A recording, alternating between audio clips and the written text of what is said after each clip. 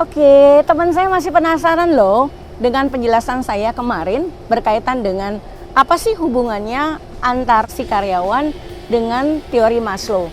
Ya, di mana saya sampaikan bahwa yaitu satu, perihal fisik, ya, kedua, rasa aman, ketiga, kasih sayang, dan tentang penjelasan penghargaan diri yang dilengkapi dengan yang kelima, yaitu adalah mengenai aktualisasi diri.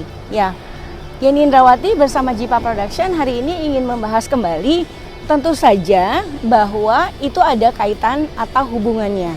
Mengapa? Karena kebutuhan tersebut itu akan mempengaruhi sudut pandang.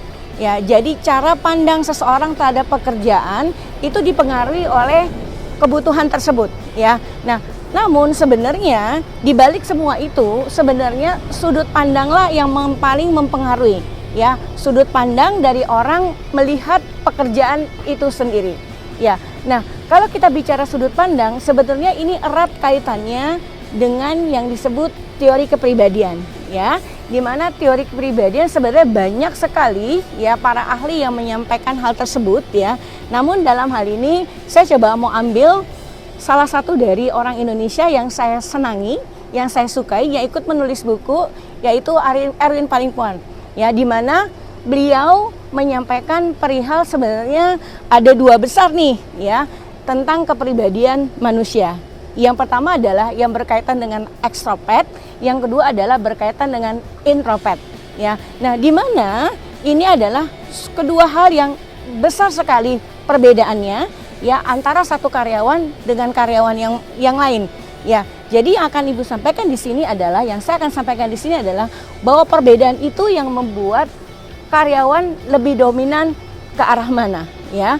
Ke arah apakah dia melihat suatu pekerjaan itu adalah sebagai sesuatu yang lebih jangka panjang, ya, atau pekerjaan yang sebenarnya hanya jangka pendek, ya. Nah, orang-orang ini yang sebenarnya kalau kita sebagai orang yang ada di seputarnya, kalau kita berada di lingkungan orang-orang ini, maka kita akan bisa lebih menempatkan diri kita sehingga hubungan di dalam aspek ya antara satu karyawan dengan karyawan itu menjadi lebih baik, ya.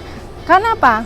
Karena orang-orang yang punya kecenderungan ya untuk melihat sesuatu pekerjaan itu dari aspek, katakan saja dari aspek aktualisasi diri, atau yang paling minimum adalah dari aspek penghargaan diri, dia akan terus berupaya mencari terobosan-terobosan, mencari prestasi-prestasi yang akhirnya dia menjadi lebih dari yang lain, ya. Sementara bagi orang-orang yang hanya melihat satu pekerjaan hanya dari aspek kebutuhan fisik, dia akan cukup sampai di situ, ya. Jadi inilah yang sebenarnya yang dimaksud dari apa yang kami sampaikan, bahwa bagaimanapun yang disebut cara pandang, yang disebut pola pikir itu akan mempengaruhi seseorang di dalam dunia pekerjaan.